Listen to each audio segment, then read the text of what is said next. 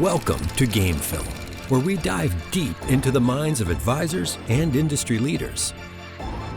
In each episode, we uncover the stories behind their victories and achievements, offering you invaluable insights and lessons to help you grow and succeed. So, sit back, relax. Hello, everybody. I'm Dr. Jordan Hutchison, and today I have with me Larry Shumbres, the founder and CEO of Archive Intel. Larry, thanks for joining us on Game Film today. Yeah, thanks for having me, Jordan. Great to be here. Yeah, I'm excited to talk because there's your company has been just, I see it everywhere with conversations with advisors, and actually was at a conference here recently called Advise AI, and all of the FinTech people from all over the industry were there. And one of the ones that I actually heard on stage twice was your company, one from an advisor, but then also one from a large FinTech consulting firm. And so I was thinking, I've got to get Larry on the pod to talk about it because it's not an interesting industry to some people, but it is a necessity. So I'm excited to learn more about Archive Intel and let everyone see what you're working on. No, it's great that we're starting to get our name out there a little bit more. The SEC has definitely helped with all the fines over the past 2 years for off-channel communications, mainly iMessage and WhatsApp. And that's one of the few connectors that we have for compliance reasons. So Archive Intel, if people are familiar with who we are, we're an AI-powered archiving and surveillance solution for compliance reasons, covering all your record keeping with SEC 17A-4 around reviewing, archiving, record keeping of your data for 5-6 years, depending on SEC or FINRA. And what we've built is a new, modern, innovative, and efficient workflow process for all of your e-coms that encompass everything from email, social media, website, and text chat messages. And of course, we know today more than ever, this has become more popular, where really compliance never was really on anyone's mind. Right. But the text messaging around iMessage, WhatsApp are more prevalent today than ever before. And then we also cover the other areas such as Zoom, phone, chat, Teams, Slack, RingCentral, et cetera. Again, we speak with so many advisory firms and financial institutions on a daily basis. Everyone's doing it a little bit different. The good news is we could accommodate them. And I think that's what's driving our quick and fast growth here at Archive Intel. I love it. And that was very, in a brief amount of time, that was very encompassing to kind of check all the boxes so that everyone knows that like literally any kind of communications you guys can handle. So I'll jump right into some of the questions because I want people to get to know who you are, because I think you have a pretty impressive background. You've been in the industry for a while and you've worked through some very respectful companies. And so I wish we had more time to go through all of them, but in the format here, we try to keep it short and punchy. But the question I always like to open up with, just to kind of get the frame of reference of like who you are, and you are, a collegiate athlete and stuff like this. So I think this might resonate with you on some, but for speakers when they're getting prepped for on stage. But if you had a come out song or a hype song when you're trying to get yourself in that zone, what would that song be? Ooh, that's a really great question. The thing is, I love music, right? It's one thing that gets me going. It reduces stress. It pumps me up. So I listen to all genres of music. But a walkout song, I've always liked DJ Khaled's "All I Do Is Win." I like, a good one. I do listen to a lot of rap, hip hop, EDM, punk rock, indie music. So I don't know, maybe an EDM song coming out, because EDM is just always positive, always vibey. Yeah, it keeps the beat Probably going. something like that. Yeah, and there's so many of them. I don't know if I'd be able to pick one.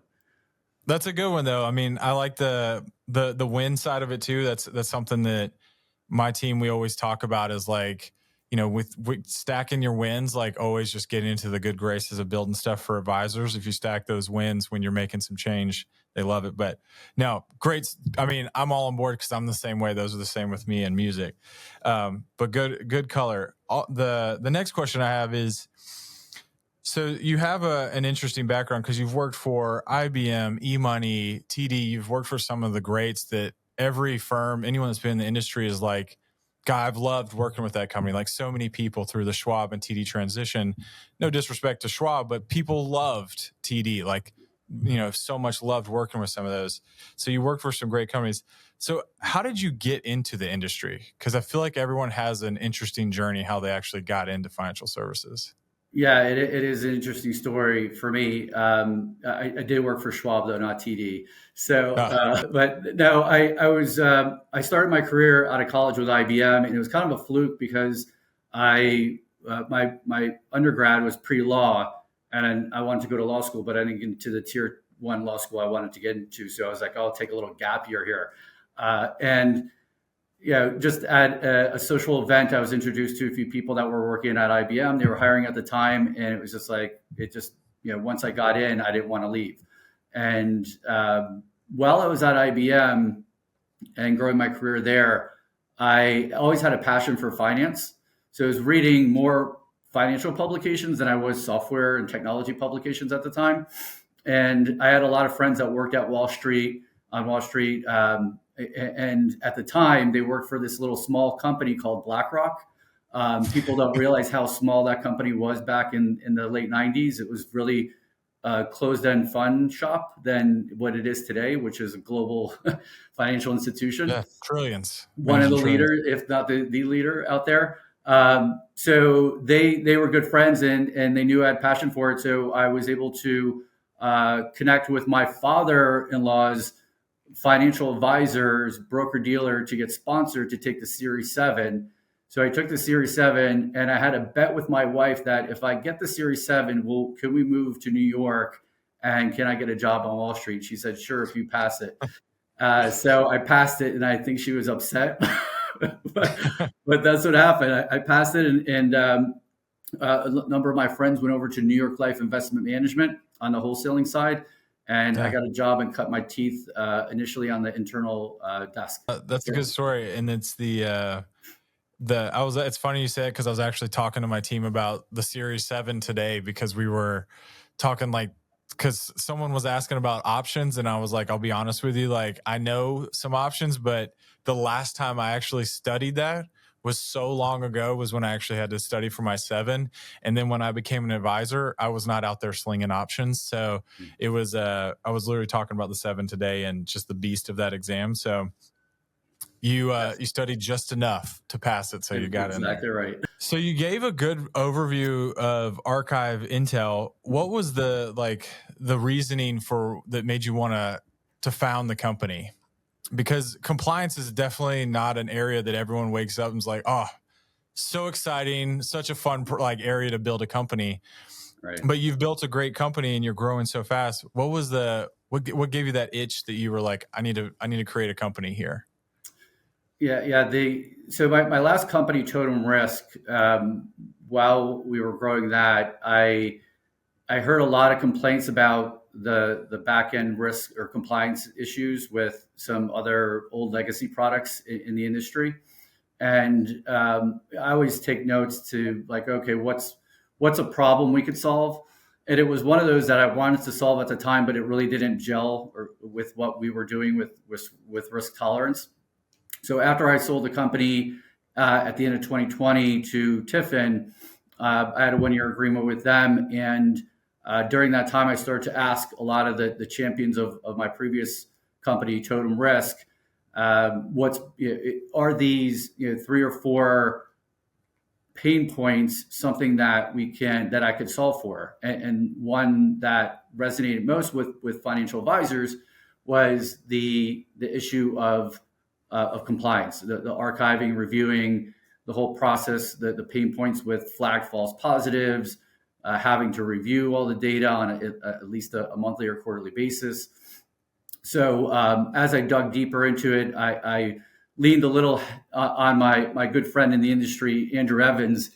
And I said, Andrew, you love tech. Like, is this an issue? And he was like, oh my God, yes. Like, he's like, please solve for this. He's like, these products, went into the whole area of all the issues that he's seen with them, which is just, we've seen this before, right? We've talked about this in the past. Jordan, Amped Up, they talk about it where old legacy products. I think in Amped Up, they were talking about EMC. Right, EMC was a leader, but they're old legacy. They've been around for a while. How do we do this better? They did it better with their product and company at Amped Up, and that's the thing. Same thing we were seeing here with Archive Intel was that the two leaders in the industry were just old legacy products that have been around for 20 years, old tech, old UIs, not great customer service, big contracts, very expensive pricing. And we just want to modernize that, make it more of a SaaS solution that was easier and more efficient for the end user. Yeah. And there's no better like setup whenever you're at a conference. And, I actually try to go to some of the sessions when I'm very curious to see what some of the people are saying. Even if I'm speaking there, I want to hear what some of these advisors are seeing in the trenches every day, because they're the ones that are literally dealing with it day to day. And you can never get a better selling opportunity when an advisor, which is one of your clients, is on stage in front of hundreds of people. And he's like, yeah, one of the reasons why I'm able to run my practice at a smaller scale of like people is I don't need as many people to do it because I've leveraged newer products in the space. And he called out Archive Intel and he said, I went from using an older system that took me hours every week because he had to be the chief compliance officer as he's a smaller firm scaling. Then he said now it went down to literally minutes of every week by using a new system. So the legacy systems they're brutal. I think we have a great chief compliance officer here at RFG.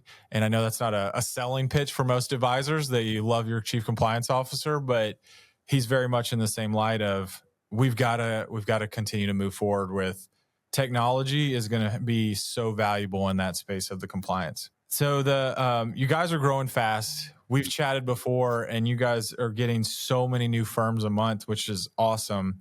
And what do you think is a good example of why some of these advisors, I know you mentioned some with the legacy systems, but what's a day-to-day example an advisor might understand that's why you've seen advisors jump to work with Archive Intel over, where they've been before? Yeah, great question. Every conversation we have with whether it's RAs, broker dealers, asset managers, there's always a story that they're telling.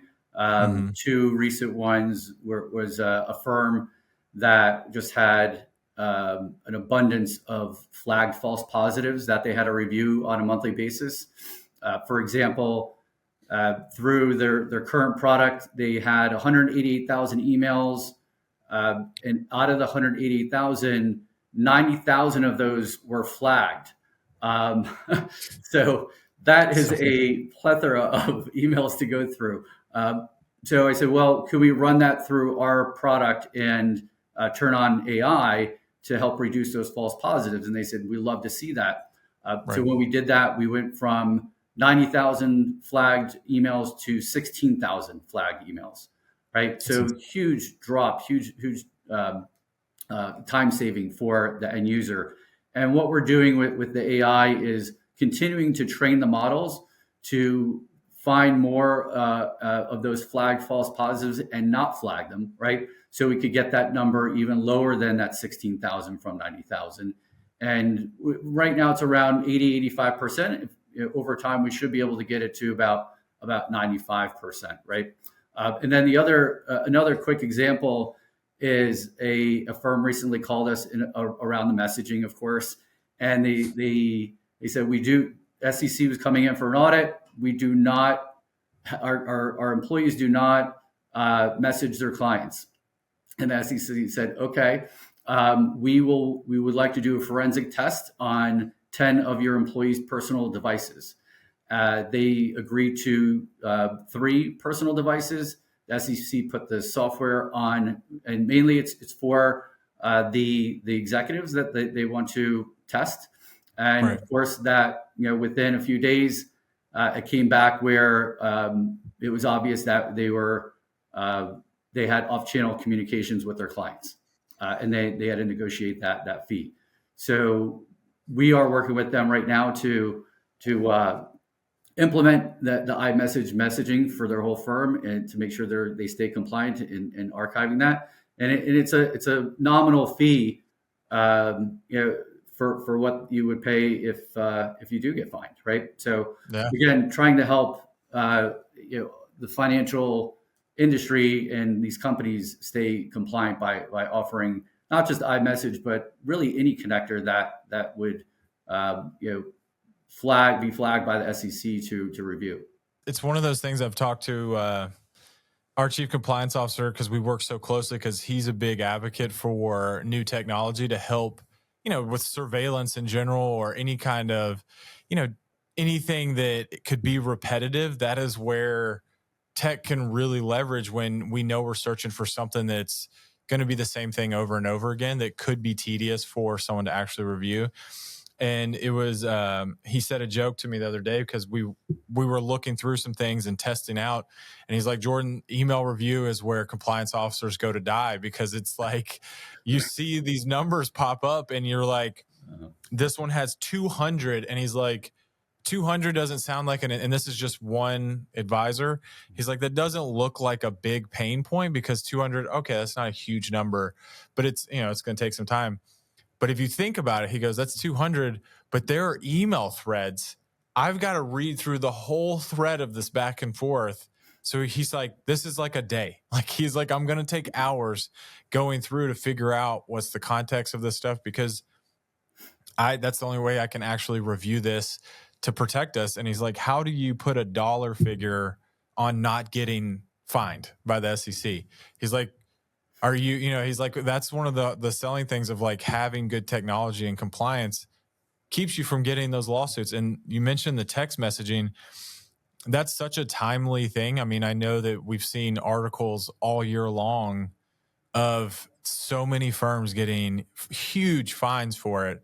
And that was one of my biggest things, that when coming here to RFG, talking through like, some of this stuff is technology's out there. Why are we not doing a better job of it and making it uncomfortable for the client, that we've got to text one number, call one number, and it's like, look, this is a terrible experience.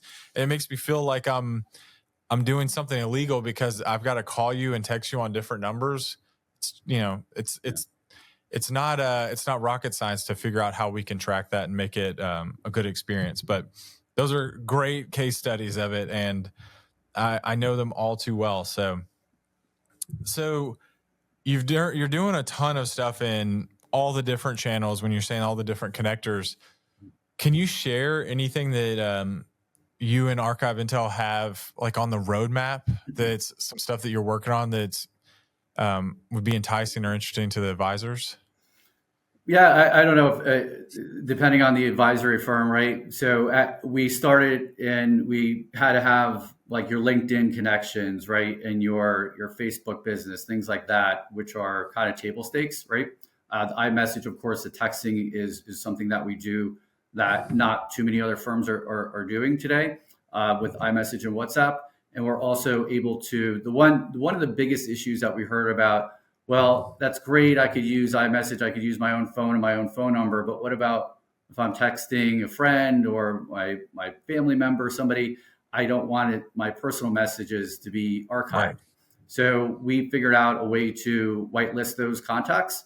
So we're only archiving and monitoring your client contacts that you select within iMessage, which is a huge benefit for these firms. It makes them feel a lot more comfortable. But on the roadmap, what we're planning on rolling out soon is integration with Salesforce. So you can automatically sync your Salesforce contacts right into any messaging app that you're currently using. Is really simple and efficient. Other connectors like Signal, Telegram, Discord, we see more and more of that. Again, for specific asset manager like Telegram, more around crypto, that kind of space. Signal, that'll be an interesting one that we're going to have to figure out because it's dually encrypted, similar to WhatsApp. So that'll be a little bit harder. But that's that. Again, connectors that a lot of the advisors are using, or we're getting a lot of requests for, we'll continue to add. And then the big thing is the AI overlay. We just see how we can make the whole process on the back end more efficient, not just with electronic communications, but looking at the holistic view of compliance, whether it's trade surveillance, attestation, more policy documents. So we're looking at that in 2025 to kind of figure out, is this something that we want to add on to the product and make more efficient than what we've seen out in what's available today? Right. Or do we just want to stick with adding some more connectors and going global? But the AI area, I really do believe, is a game changer for our clients, because not only are we saving time on the flag false positives, but we've added features in there where you could turn on a Chrome or Outlook extension that blocks an email from going out in the first place. So if I send you an email, Jordan, I say, hey, Jordan, send me your social security number, and I hit send, it'll block that email. A pop-up will come up and it'll say, here's the highlighted terms that you need to adjust, rewrite it or send anyway. And of course, if they send anyway, it'll get flagged. So things like that. And then we want to enhance that AI where even if you're typing an email and you say, I say, Jordan, send me your social security number. While I'm typing it, the AI will give me suggestions to put in terms that are compliant, right? So that there are things that we could help enhance the email, as well as roll that into texting. And then things like a vault, doing random reviews where we have an AI agent. So today, if you run a random review on all your communications, to whether it's email, messaging, Teams, etc., it takes a firm your size for RFG probably a long time to go through each individual email, right? And not just email or text or anything. At 15%, if you could think of a firm your size, is probably on at least a monthly or weekly basis, it could be 200,000. Out of that 200,000, we're going to pick 15%, right? That's another tedious process where we added an AI agent to actually do that for you. And then if anything is out of compliance, just moves it to an escalated folder. So again, huge time savings across the board, that we're continuing to roll out with our AI that I think is going to be like, when I look at it and I hear the complaints about what they have to do today on the back end for compliance, I'm like, why wouldn't you want AI to help you, right? Yeah. So, why would you want to spend more time doing that when you can save so much time doing it? No, I think the iMessage thing, when you told me about that, I was like, this is where it should be. Like, this is how it should be. That literally, because in my mind, I was like, wow, so you're saying that I could literally toggle this person on or off, that like this feels so much more of where we should be with texting. Like, it shouldn't be something that's so burden to the advisor and client. And so I love that one. And another thing that I think is so cool about Archive Intel is the way you've built it, because you built a huge enterprise of, Tiffin, by selling it to Tiffin when you built Totum Risk, and you've worked with some of these large enterprise, like leading these companies, that you built this product so that it could fit both sizes. Because I always find that from me in the last few roles I've been in, I've got to find something that works with an enterprise. And it's no disrespect to some younger, earlier stage companies, but it's like, look, if you can't handle the scale that I'm going to give you of hundreds of advisors, or in a prior role, I had thousands of advisors, I'm going to I know I would be a big client and you would do everything for me, but at the same time, I would swallow your company and might even cause some kind of volume problem. And so I think it's powerful that you mentioned that you're working with these huge asset managers. You're even going into areas that most wealth managers probably don't even know about.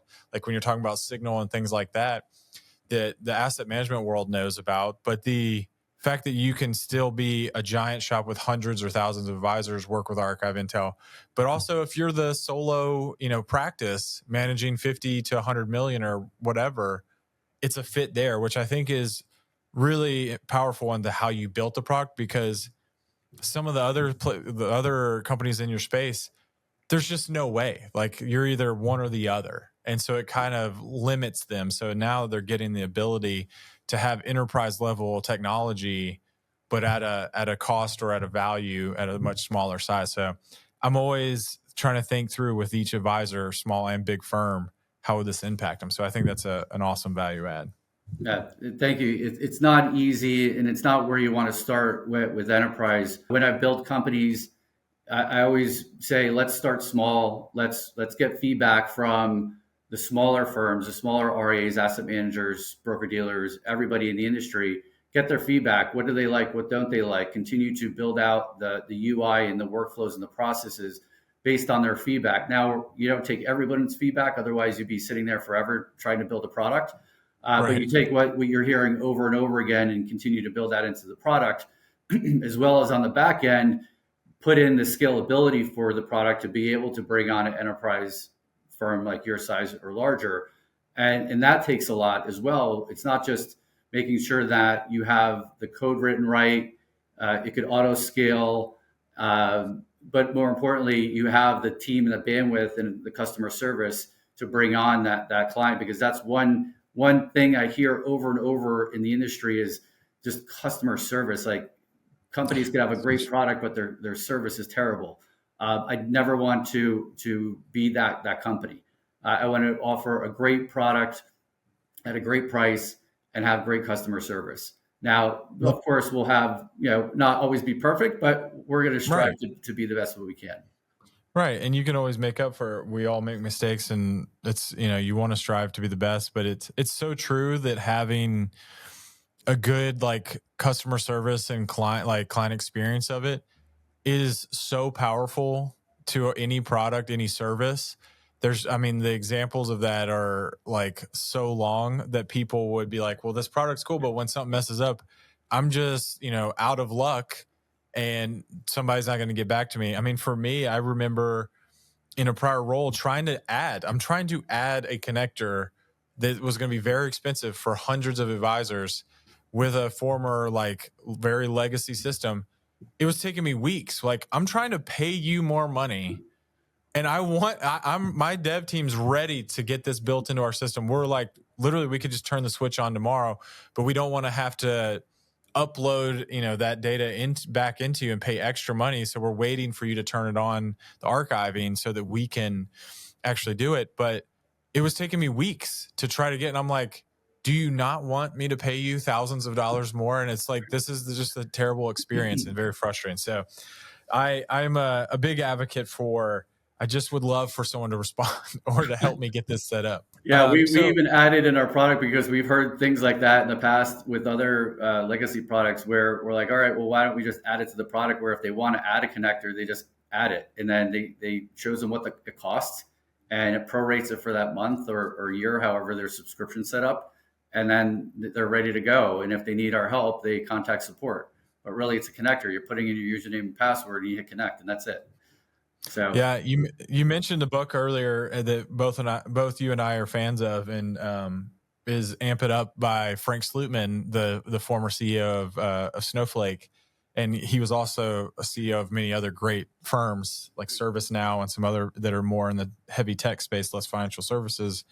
But one of the things that he was always an advocate for is really making sure that your support side was communicating with the product people, and that those support people had technical chops so that they could actually solve some issues. And that was such a foundational chapter to me, and even how we structure things at RFG. I know we're not a SaaS product, but we are delivering a product, which is our service to advisors. And that's how I've structured one of our teams. It's the front line. These people aren't just hey, I'm just going to listen to your problems and then I'll find somebody. They could actually help with it. And I say that because you mentioned that you're listening to the feedback from your advisors. So many people will build something and not actually take that feedback to to heart, because so many advisors, I mean, they're telling you exactly what's going on in their day. And if you're building towards that, you're going to get clients for life. Because I know of another product that we do business with. We would give them feedback. They would put it on their product roadmap. And I mean, like, I never want to leave them now, because I know that like our life, our employees and our advisors are happier because they've built something that actually works how we want it to work. Right. Yeah, we have those conversations quite often. We have meetings every Tuesday and Thursday morning to review with the whole team the product, what we have in Jira, what sprint's going on. And then at the end, we go through all the little tickets of what our support team has, whether it was an issue, a bug, or a recommendation. And we go through those quick. And it's amazing. I love the passion on our team today. And I want to keep that passion there for if there is a Jira ticket for a client that's sitting there for more than 2 days, how upset they get that was not resolved for that client. And that's what I want in my team. And I instill that every day.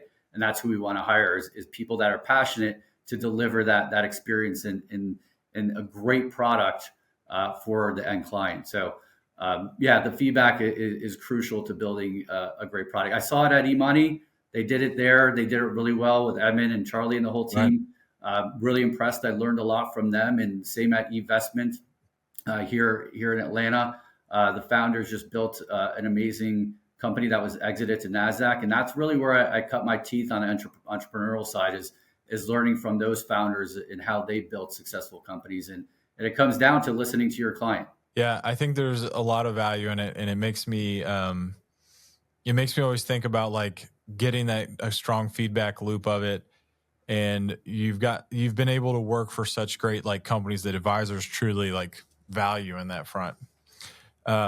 But I love the passion of like trying to build something. It makes me think that so many times, so many SaaS products or any like service, if you like, I learned this earlier in my career that like, if you service the hell out of your like clients and you're a great like advisor, or you've got a great product that you're such an amazing product that's making their life better or making their business run more efficiently and getting an excellent like value for what they're paying, you don't have to market as much. You don't have to like do as much marketing and put it out there, because your product's going to sell itself, because your advisors, you're going to get raving fans that are going to spread the gospel of what they're doing, because people are going to be like, how in the world are you running this business with 4 people when I've got 10 over here to do what you're doing? And they're like, oh, well, we leveraged a good technology product and streamlined this process.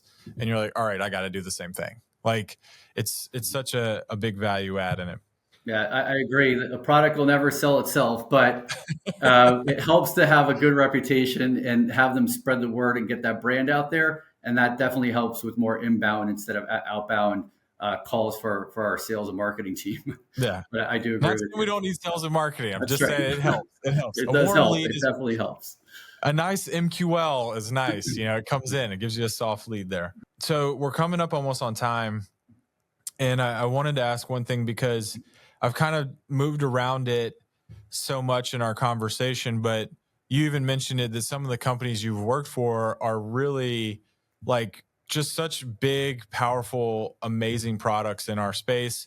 You've been involved as a board member. You've been a strategic advisor to so many great companies, and you founded and exited. I feel like there's so much knowledge that you have from either, scars on your back from, doing certain things and learning it the hard way, to like just being very insightful. And so as like, before going to my last question, this is my second to last question, but what are like 2 to 3 or 1 to 3 things that you would like pass on to advisors or entrepreneurs that are like starting a business? Oh yeah, that's a really good question. I read a lot of the entrepreneur books, and I pull some information from them and some successful, even like Amp It Up. I keep going back to certain chapters to reread it.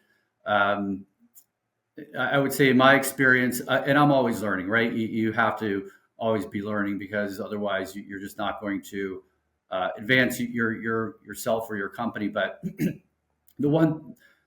I would say 3 things real quick would be culture, right? Your first 10 employees will make or break your company. It's very critical that you hire the right people. Doesn't matter what they're doing at the company. The first 10, it could be anybody from customer service to your chief technology officer. There has to be a culture where everyone respects each other. They work together. You all build the same missions and vision for the company going forward. Otherwise, you could have the best product in the world out there.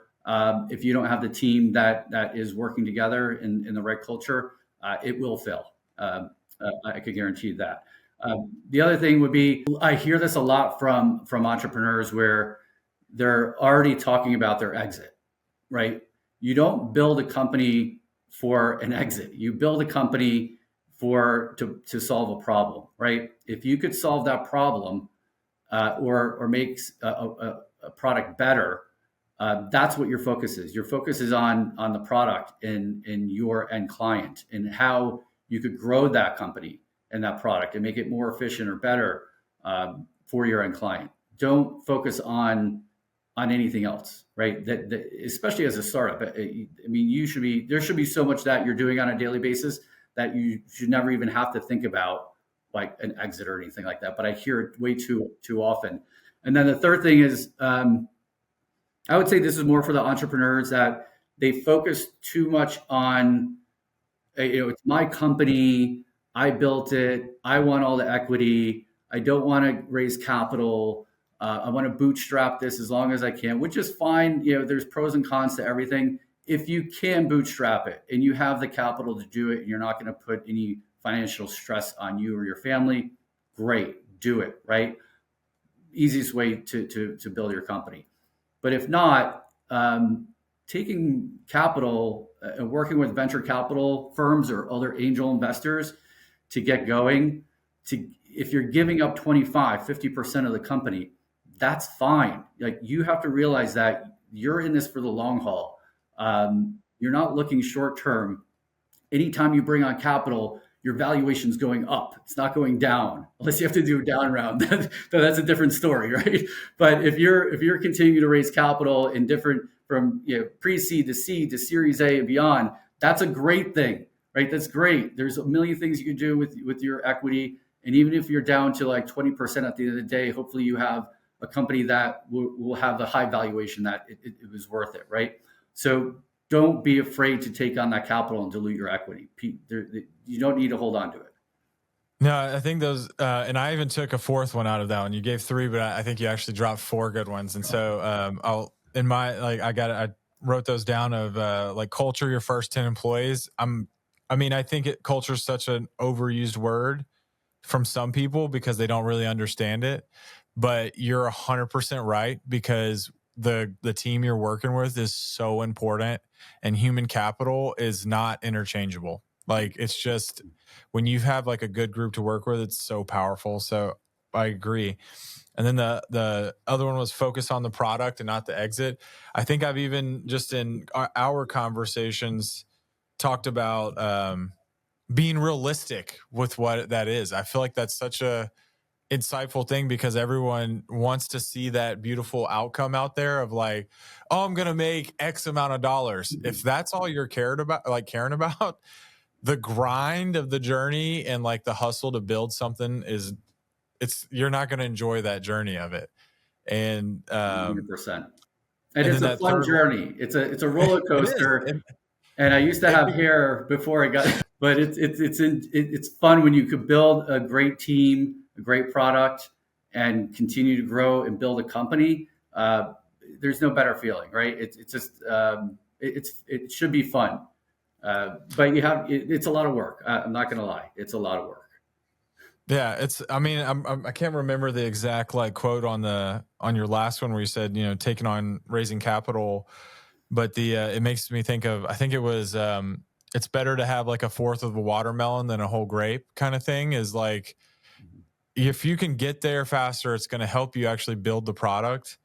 Then understanding the importance of that. I mean, there's anyone that's read anything about owning a business and running a business has seen where if I would have just taken or invested 1% in that company when it was being founded or something, or taken that on, that would have been worth hundreds of millions of dollars or something. Because like when you scale something or when you scale them, there's so many stories of people passing up on great companies and they wish they would have because, you know, they just didn't understand it. Yeah, The fourth one I put on there, that was lifelong learner. Like I'm a big believer in it. So you stated that one early, but what were you going to say? Go ahead. Yeah, with the raising capital, because we're growing so fast, you need resources. You can't do everything, right? Even though you're the founder, CEO, you want, at the beginning, you're doing a lot. You're wearing a lot of hats. And you continue to wear a lot of hats until you probably get profitable or to a Series A or something like that. But delegate, take that capital to have the resources, hire people smarter than you, because they're gonna move your company faster than you can. It's better to have 2, 3, 5, 10, 100 heads than just one. Right. Listen to them, move the company forward, and delegate. Right? Don't try to do everything. Don't try to micromanage everything. Yes, you want to have the final say or be involved, but hire people that you trust that will get the job done, and take that capital and put it to use. And that's what we're doing right now. We're raising another small extended C round because I see our growth, and in order to keep up with that growth, we need the resources. Yeah, I'm all on board. I agree. The last question to wrap us up is I'm a big believer in like looking at things just differently. Is what is the worst advice that you've received? Gosh. So think of it like a anti-goal. Like, you set goals, and when you're struggling to like, and I can assume one if you don't have one, but I assume it's someone probably told you not to found that company. Yeah. I don't know if it was bad advice, but there was an investment where I joined a company and bought into it that a lot of people were telling me not to do it. I didn't do my due diligence or my homework. It was all on me. And it just didn't turn out well. So I had to get out, but it's a learning curve, right? Learning experience. And it's one thing that actually my wife told me not to do it, and I did it anyway. So always, not always listen to your wife, but most of the time women are they have that intuition and that knack to tell you what not to do. So I need to listen to my wife more when it comes to those things. Yeah, no, our partners and spouses are very insightful. They know us better than we know ourselves at times. So true. So I appreciate you joining me, Larry. It's been fun. I wish we could keep talking. I love learning about what you're building, and for if anyone wants to find out and learn more about Archive Intel, they'll definitely have to look you up. So thanks for joining me on Game Film today, Larry. Same here. Thanks, Jordan. Always appreciate it. Thank you for listening to the Game Film Podcast. Click the follow button to be notified when new episodes become available. Visit our website at rfgadvisory.com or schedule a call on our advisor's resource page. Content here is for illustrative purposes and general information only. It is not legal, tax, or individualized financial advice, nor is it a recommendation to buy, sell, or hold any specific security, or engage in any specific trading strategy. Information here may be provided in part by third-party sources. These sources are generally deemed to be reliable. However, neither our guests nor RFG Advisory guarantee the accuracy of third-party sources. The views expressed here are those of our guest. They do not necessarily represent those of RFG Advisory, its employees, or its clients. This commentary should not be regarded as a description of advisory services provided by RFG Advisory or performance returns of any client. The views reflected in the commentary are subject to change at any time without notice. Securities offered by registered representatives of private client services. Member FINRA, SIPC.